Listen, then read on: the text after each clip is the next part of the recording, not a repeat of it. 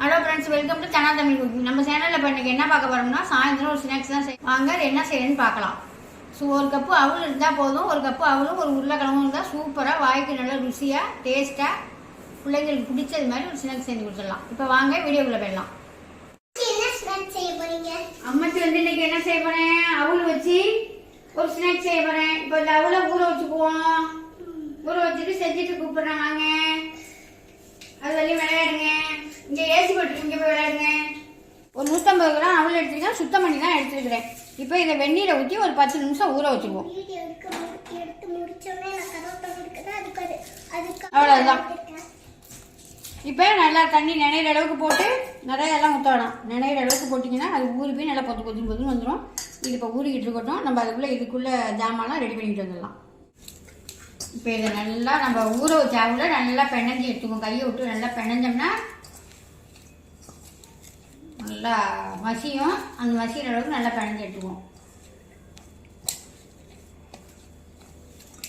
இதுக்கு தேவையான பொருள், ஒரே ஒரு பெரிய வெங்காயம் எடுத்து நைஸாக அரிஞ்சு வச்சுருக்கேன். கொஞ்சோண்டு கருவேப்பிலை, கொஞ்சோண்டு கொத்தமல்லி, ஒரு சின்ன கேரட் எடுத்து திருவி வச்சுருக்கேன். இது எல்லாத்தையும் இதில் சேர்த்துக்குவோம். இதுக்கு தேவையான உப்பு போட்டுக்குவோம்.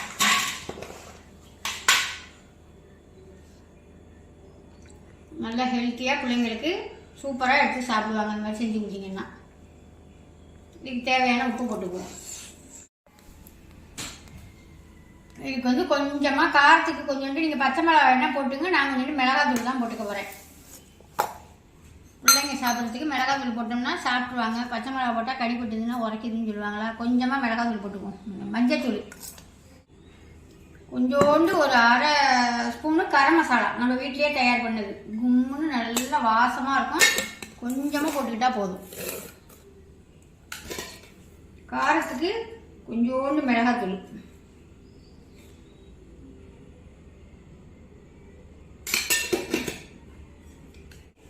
ரெண்டு உருளைக்கிழங்கு எடுத்து வேக வச்சுட்டு நல்லா கட்டையில் வச்சு சீவி வச்சுருக்கேன். அதையும் சேர்த்துக்குவோம். இப்போ எல்லாத்தையும் நல்லா கலரி நல்லா பிடிச்சி பிணைஞ்சி விட்டுட்டு உப்பெல்லாம் இருக்கான்னு பார்த்துக்கலாம். பார்த்துக்கிட்டு உப்பெல்லாம் பத்தலைன்னா போட்டு பிணைஞ்சி எடுத்துக்குவோம். பால் மாதிரி உருட்டிக்குவோம். கையில் அது மாதிரி கொஞ்சமாக நெய்யை தொட்டுக்கிட்டு, எண்ணெயை இப்படி தொட்டுக்கிட்டு இப்படி உருட்டிக்குவோம். ஏன்னா கையில் பிசு பிசுன்னு ஒட்டுமா. இது என்ன செய்யணும்னா, இப்படி சின்னதாக நம்ம ஒரு குழி மாதிரி செஞ்சுக்குவோம். அதில் இந்த மாதிரி ஒரு குழி மாதிரி செஞ்சுக்கிட்டு, இது வந்து ஜீஸ் எடுத்து நான் அந்த மாதிரி கட் பண்ணி வச்சுருக்கேன். இதை இதுக்குள்ளே வச்சுக்குவோம். இதுக்குள்ளே வச்சுக்கிட்டு நல்லா உருட்டி எடுத்துக்குவோம். நல்லா கவர் பண்ணி மூடிக்கிட்டு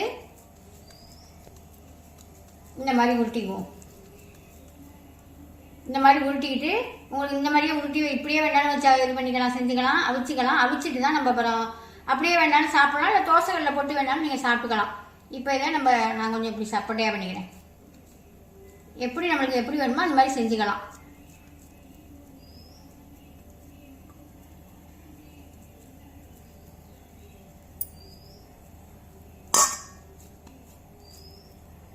இப்படி செஞ்சுக்கிறேன். நான் எல்லாத்தையும் இப்படி செஞ்சுக்கிட்டு காட்டுறேன்.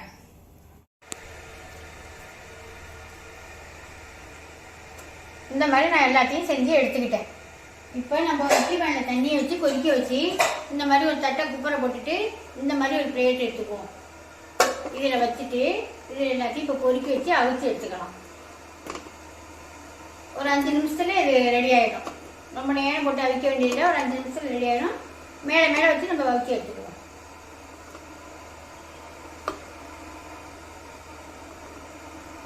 இந்த மாதிரி நான் இப்போ எல்லாத்தையும் கொதிக்க வச்சுட்டேன். இப்போ மூடி போட்டு மூடிட்டு ஒரு 5 நிமிஷம் கழிச்சு நான் ஓப்பன் பண்ணி பார்ப்போம்.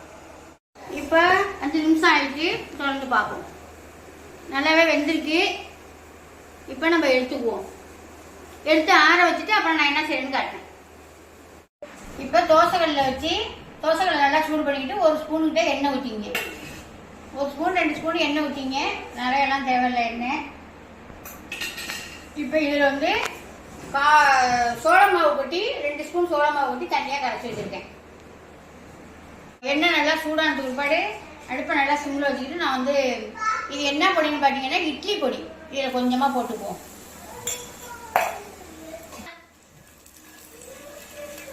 நல்லா பொரிஞ்சிருந்தா இட்லி பொடி போட்டுக்கிட்டீங்கன்னா சூப்பராக இருக்கும். இப்போ நம்ம வேக வச்சு எடுத்து வச்சுருக்கோமா, அதை இதில் நல்லா இப்படி போட்டு நல்லா அப்படி நினச்சிட்டு எடுத்து வந்தோம்னா வச்சுக்க வேண்டியதான்.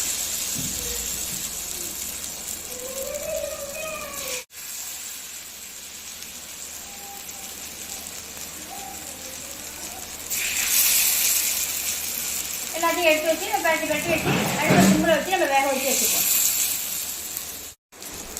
இப்போ நல்லா ஒரு பக்கம் வெந்திருக்கும். இப்போ இந்த பக்கம் தூக்கி வச்சுப்போம். அடுப்பை நல்லா சிம்பிளை வச்சுக்கிட்டு நல்லா மொரன்னு வரும், வேக வச்சு எடுத்துக்கலாம்.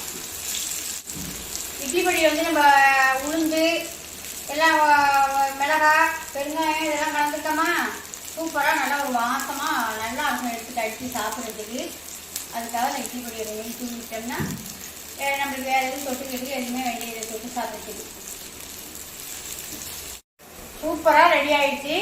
இதே மாதிரி நீங்கள் ஒரு வாட்டி ட்ரை பண்ணி பார்த்துட்டு எப்படி இருக்குன்னு கமெண்டில் சொல்லுங்கள். இப்போ புட்டு பார்த்தோம்னா அப்படியே மேலே பொறன்னு உள்ளுக்குள்ள நல்லா சாப்பிட்டாவும் அருமையாக இருக்கும்.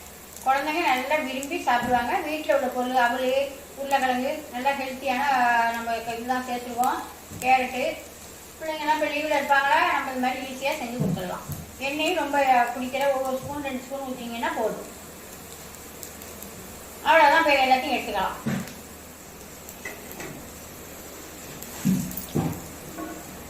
ஒரு 10 நிமிஷத்தில் உருளைக்கிழங்கு வேக வச்சுக்கிட்டோம்னா அவ்வளோலாம் நம்ம ஒன்றும் இது பண்ண வேண்டியதில்லை. ஊற வைக்கிறது தான். ஒரு 10 நிமிஷத்தில் ரெடி ஆகிடும். ஒன்று கொடுத்து ஒரு காப்பியை கொடுத்தோம்னா பிள்ளைங்க நல்லா சாப்பிட்டுக்குவாங்க. எவ்வளோ அழகாக நல்லா இருக்கு பாருங்க.